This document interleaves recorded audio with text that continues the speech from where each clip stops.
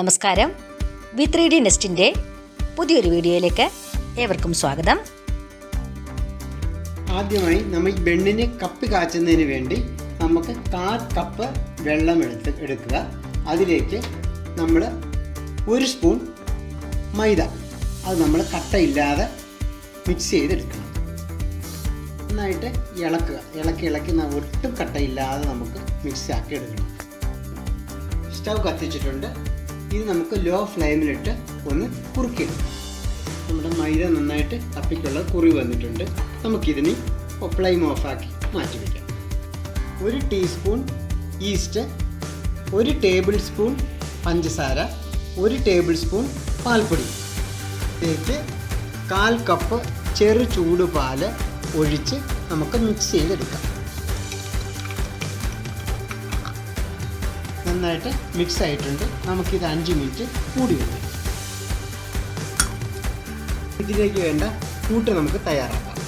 1 cup മൈദ, നമ്മൾ തയ്യാറാക്കിയ cup കാച്ചി, ഈസ്റ്റ്, പഞ്ചസാര, പാൽപ്പൊടി എല്ലാം കൂടെ വെച്ച് നമ്മൾ തയ്യാറാക്കിയ മിശ്രിതം നന്നായിട്ട് പൊങ്ങി വന്നിട്ടുണ്ട്. അതെടുത്ത് നമുക്ക് 1 നുള്ളു ഉപ്പിട്ട് കൊടുക്കും. നന്നായിട്ട് മിക്സ് ചെയ്യുക.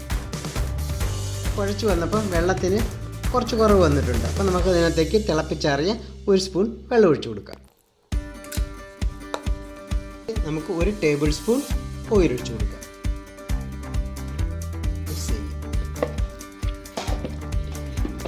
നമുക്ക് 20 മിനിറ്റ് കൗണ്ടർ ടോപ്പിലിട്ട് തേച്ച് കുഴച്ചെടുക്കാം. നമ്മുടെ മാവ് ഒരു 10-25 മിനിറ്റ് നമ്മൾ വെച്ചത് ഈ രീതിയിലായിട്ടുണ്ട്. ഇനി നമുക്കിതെടുത്ത് നമുക്ക്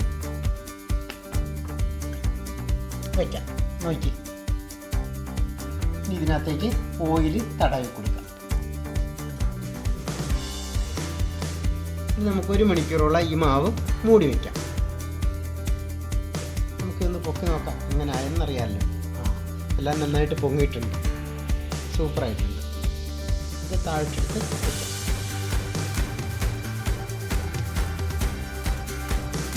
നമുക്കിത് 4ആയിട്ട് മുറിക്കാം. ഓരോന്നും ചെറിയ ഉരുളകളായിട്ടെടുക്കാം. നമുക്കിത് ബേക്കിംഗ് ട്രേയിലോട്ട് വെച്ച് 30 മിനിറ്റ് മൂടി വയ്ക്കും.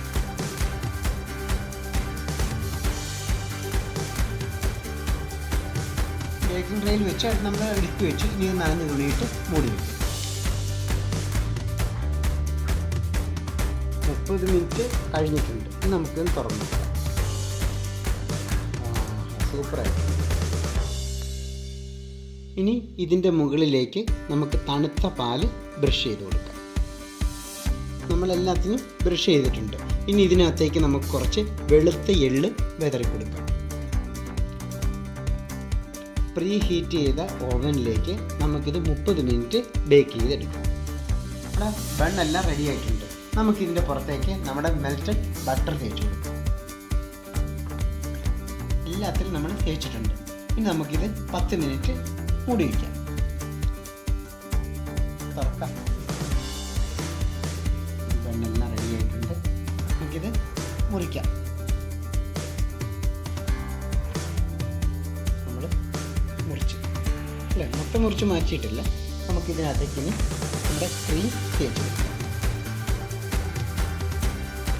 നമ്മുടെ ഇനി നമ്മൾ ചോക്ലേറ്റ് ക്രീമാണ് ഉപയോഗിച്ചിരിക്കുന്നത്, ബട്ടർ ക്രീം. ഇതുപോലെ എല്ലാം മുറിച്ച് തേച്ചെടുക്കാം.